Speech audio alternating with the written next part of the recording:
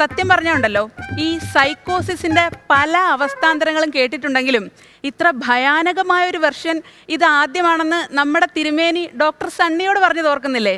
ഏതാണ്ട് അതുപോലൊരു അവസ്ഥയിലാണ് ഞാനിപ്പം. എന്താണെന്നല്ലേ, ഇവിടെ വന്ന് എല്ലാവരും നന്നായിട്ട് പെർഫോം ചെയ്യുന്ന കാണുമ്പോൾ എന്താണെന്നറിയത്തില്ല, വീട്ടിലിരിക്കുമ്പം എനിക്കൊരു വല്ലാത്ത കണ്ണുകടിയും അസൂയയും കുശുമ്പും ഒക്കെ അങ്ങ് വരും കേട്ടോ.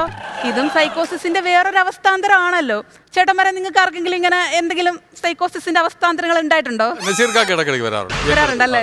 ഇവിടെ വന്നിരിക്കുമ്പോ ചില പെർഫോമൻസ് കാണുമ്പോഴേ ഉള്ളൂ.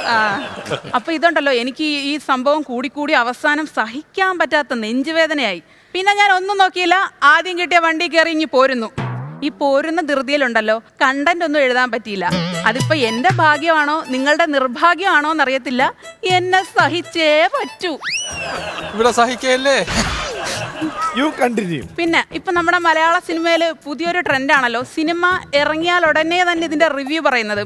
അതുപോലെ തന്നെ എൻ്റെ നാട്ടിലൊരു ചേട്ടനുണ്ട്. പുള്ളിയുടെ പ്രധാന ഹോബി എൻ്റെ സ്റ്റാൻഡപ്പിൻ്റെ റിവ്യൂ പറച്ചിലാണ്.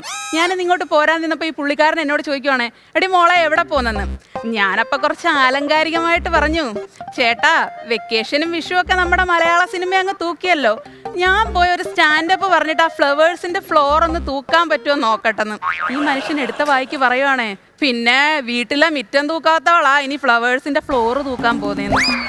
നിങ്ങൾക്കിത് കേട്ടപ്പോൾ സന്തോഷമായെന്ന് എനിക്കറിയാം, പക്ഷേ എനിക്ക് അത്രയ്ക്ക് അങ്ങോട്ട് സുഖിച്ചില്ല. എന്നാലും തളർന്നില്ല. ഞാൻ എന്നോട് തന്നെ പറഞ്ഞു, തളരരുത് രാമൻകുട്ടി, തളരരുത്. ആ ഒരു ഉറപ്പിൽ പിന്നെ ഇങ്ങോട്ട് പോന്നു.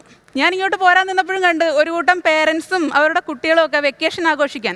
ഒരു ടീമുകാർ മസനഗുഡി വഴി ഊട്ടിക്ക് പോന്നു, വേറൊരു ടീമുകാർ കൊടക് വഴി എങ്ങോട്ടോ പോന്നു, ഞാൻ ഓർക്കുന്നില്ല. പക്ഷെ സത്യം പറഞ്ഞുണ്ടല്ലോ, ഇപ്പോഴത്തെ പിള്ളേരുടെ വെക്കേഷൻ അവർ വീഡിയോ ഗെയിം കളിക്കുന്നു, മോളിൽ പോകുന്നു, ടൂർ പോകുന്നു, വെക്കേഷൻ കഴിഞ്ഞു.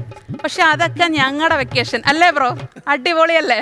വല്ലവന്റെ മറപ്പിലെ മാവിന് കല്ലെറിയുന്നു, ക്രിക്കറ്റ് കളിക്കുന്നു, ഫുട്ബോൾ കളിക്കുന്നു, ഊഞ്ഞാലാടുന്നു, മതിലേ കയറുന്നു, മാവേ കയറുന്നു, മറിഞ്ഞു വീഴുന്നു, കൈയൊടിയുന്നു, കാലൊടിയുന്നു, സ്വാഭാവികം.